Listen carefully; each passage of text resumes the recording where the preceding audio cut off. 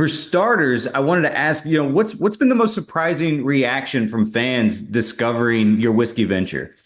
Mm, that I'm doing something outside of just acting, right? I think that most people, look, I've been around let's face it, for a million years. And people, they think they know you. I mean, I do think that when you've been in somebody's home for 30 years, like they feel like they have a deep sense of who you are. And so I do, I think that people are genuinely surprised that I run a company day in and day out. And I think that they're curious about the fact that I have business acumen and aspirations, Hmm. right? I think that people are like, "Oh, you're just an actor," and the reality is, thank God I'm not, because it's at the end of the day, as lovely as it seems, it's a pretty boring life. If you look at a general, an actor's career, Hmm. on a great year, you get two, three jobs. Yeah. Well, what do you do in between? I mean, the time in between is what kills an artist. And, for me, my mind is such that I have to do something. I've got to have something going on. And so for Yeah. me, I run multiple businesses, and that's helped fill the gap. No, I totally get that. I'll tell you something when this interview's over and we're not recording anymore. But your next spirit is Quest in Druid, which I Yeah. read you described as honoring the wild truth of becoming yourself, which to kind of what you're speaking to, which I thought was a beautiful sentiment. So, what personal transformation or moment in your life sort of inspired that ethos? What a good question. Well, a couple things. We just talked about it, right? The fact that here I am as an actor, and I'm personally finding myself sort of like rounding third base on a career of an actor and coming into a whole new world and like teaching myself all these things, leading a team of 12 people, where the company's doing great and sort of like as we're building that, learning the responsibilities of being a good leader, and being somebody that is a value add to the company. So that's one thing. But on top of it, it's really, honestly, it's about this moment in America. I mean, we've got a president right now who is attacking others, who's taking this moment to make others feel less than or are vulnerable in a way that is not cool. And so for us, it's a way to signal our belief that trans community, queer community, all these sort of others out there, we see them, we love them, and we completely support the idea of you are who you are. Whatever your pronouns are, should be, as we walk through the world and want respect, we should give respect equally. And so it's our way as a brand to say, we see you, we love you, and we support you. Oh, that's great. Now, how did you determine? I want to know the mentality, the thought process, the brainstorming that goes behind what each D&D class would taste like when it comes to lineup of liquor. Yeah, yeah, it's great. It's actually one of the things I think makes our brand really cool is Yeah. that so very early on, there's Quest End is a collection of 16 different drops. So we operate in seasons because we both, Justin and I, my co-partner, co-founder, both come from film and television. So we have 4 seasons. Each season is 4 different drops. Each bottle is an ongoing story. So each bottle comes with a novella. And within that, so there's a new chapter every single time. And what we do is we go to our master blender, Molly Trope, um, and we give her sort of like a breakdown of what the Druid class represents in Dungeons and Dragons and other TTRPGs. And then we have our writer writes this story. And so Molly reads the story and sort of finds out where our hero is in the adventure, understands what a druid is in the world, and then she interprets both things into the liquid. So it's not just a collection of barrels that she mixes and like throws out in the wild. She deeply considers what she wants to represent in the taste. And so, for example, this is a great, Druid's a great example. We open up at the end of last season, we find our hero Saren of the Pit alone, drifting in the ocean. She wakes up on the shore of this island that feels very Pacific Northwest. Like there's a huge grove of trees right there that happens to be inhabited by a druid, a druid cloister, and So that Pacific Northwest vibe is what she held on to. All of our liquid comes from that region. So we're using different distillers than we usually use.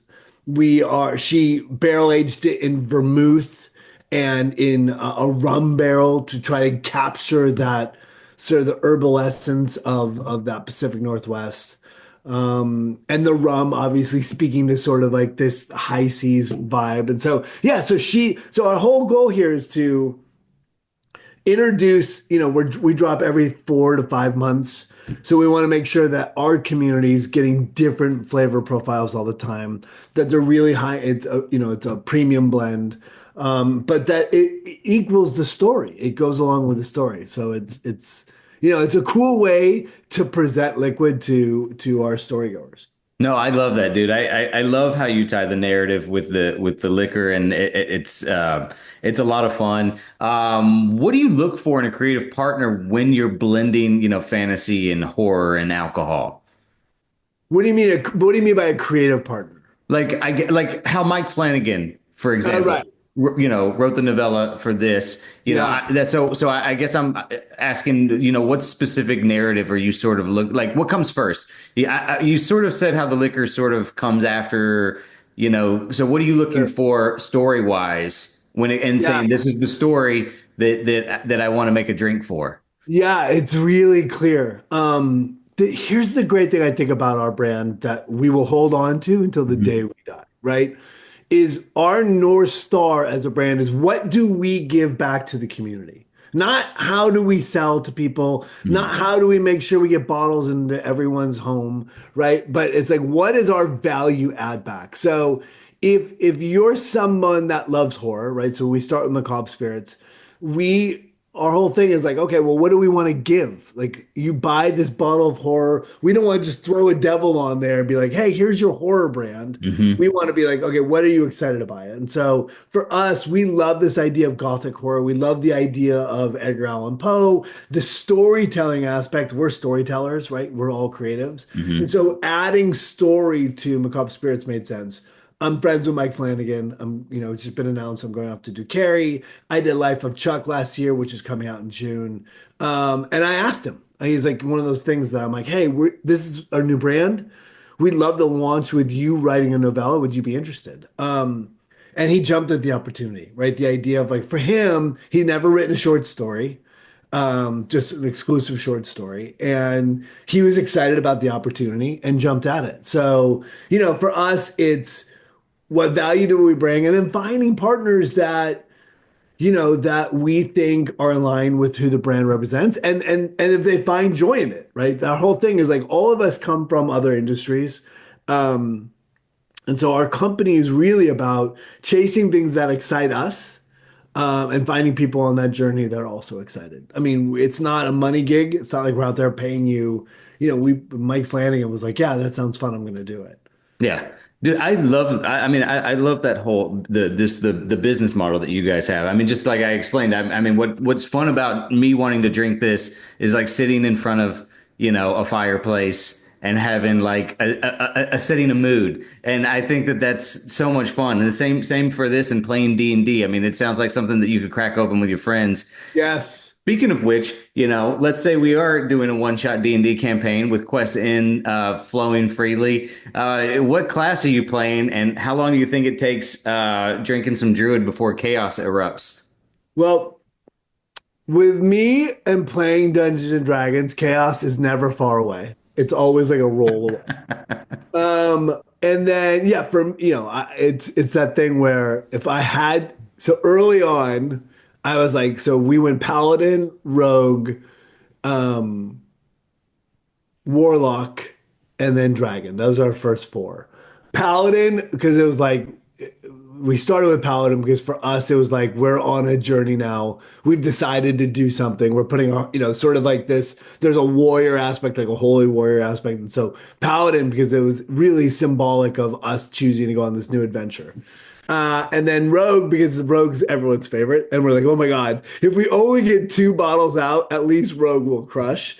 Warlock, because we needed it on the story. We sort of needed a caster. And so we added Warlock for the story because we needed it. And then Dragon, I thought, oh shit, who doesn't want a dragon on a bottle? So that was kind of like, so we only got four. I felt really confident about those four. Warlock was a bit iffy, but we needed it for the story. And then Druid's my favorite class. And so I Okay. was like, again, hedging our bets. If I don't get a full second season, right? And this is like we wrote the whole story out in before we even launched before we launched the company. So we had a whole story. We knew exactly where it was going. Um, and so yeah, so Druid is early in the second season because I was like, I definitely want a Druid bottle. That's awesome. One thing I want to ask you is I feel like everyone has that one drink that they used to drink when they were younger. Then one night they had too much, Oh yeah. they lost it all, and now they can't even smell the stuff. So what's that drink for you? Yeah, you know the funny thing is, it used to be tequila. I have a very clear memory of I grew up in Detroit and we moved to Orange County, California. I was in Orange County when we were driving. We would go to Tijuana at like 16. Not a great idea. This is back, this is like our generation. When we say our generation is different than the current generation, like I think I'm Gen X. Am I Gen X? I think I'm Gen Yeah. X. 55. Yeah. So Gen X was like, we were like wild people. Like we Yeah. just ran wild. So we were in Tijuana drinking Cuervo Gold.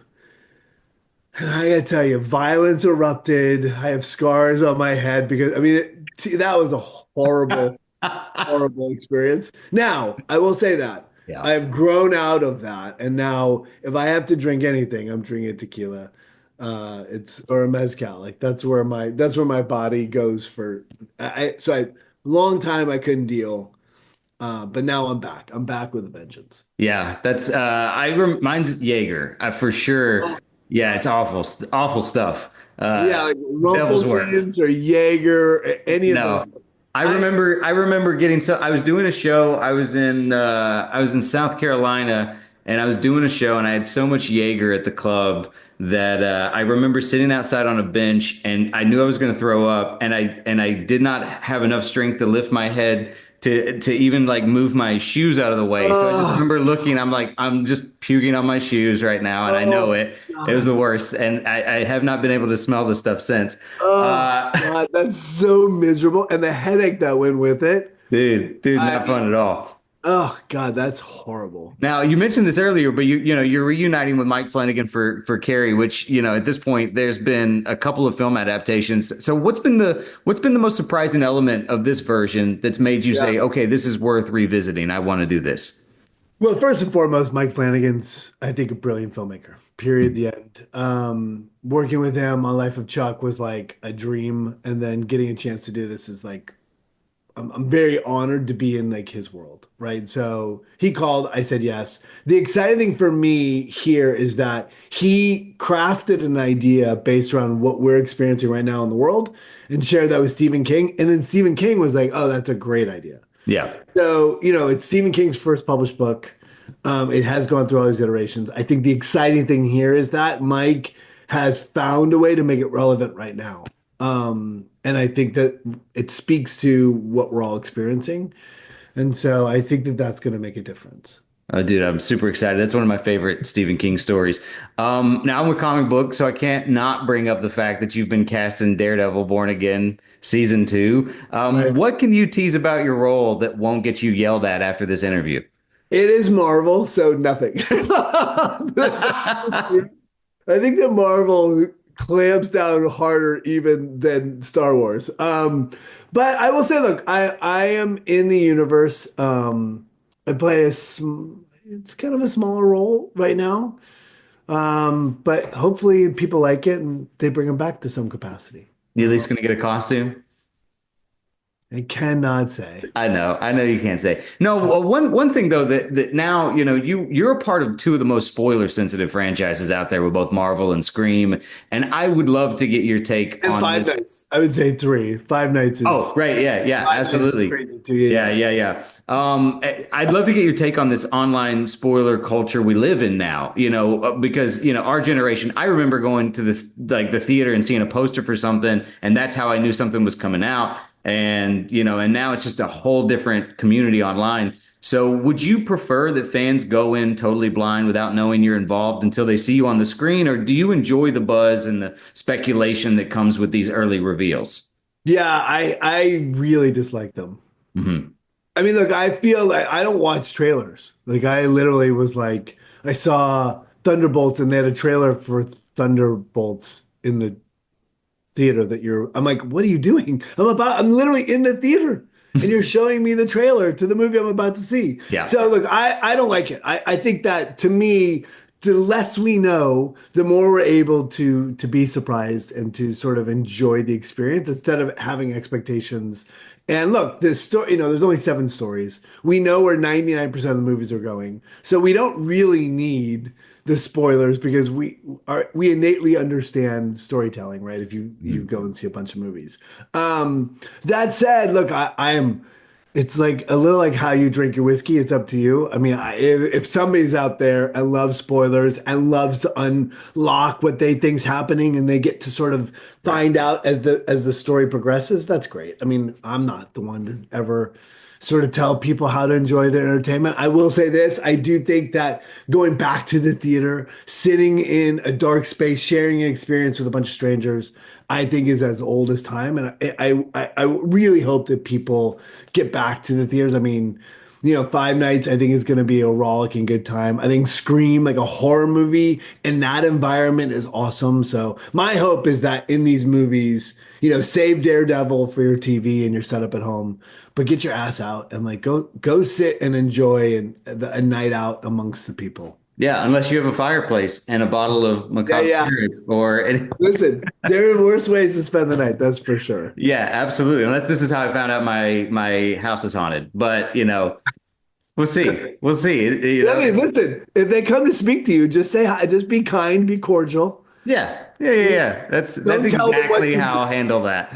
Yeah. Sir, it's such a pleasure getting to talk to you again. I really appreciate it. I love that you are doing so much right now. Last question for you. Yeah. Because you have so many projects coming up, which one are you personally just the most excited for audiences to see? And I know that's a hard question. That's a hard question. Look, I'd be lying if I didn't say I think Life of Chuck is really a special movie. All of them, I love all of them. Obviously, Sure. a vested interest in all of their success personally, because I'm having this weird renaissance. Like I said, I'm 55 years old, and all of a sudden I'm having this like moment, which has been lovely and Mhm. humbling, and I'm really excited to be back and working as much as I am right now. But I will say this, I think that Life of Chuck is like unlike anything you've ever seen. And you don't say that often. I mean, we just talked about only seven stories ever told. And here I'm saying in the same breath, same interview, that it is like nothing I've ever seen in film.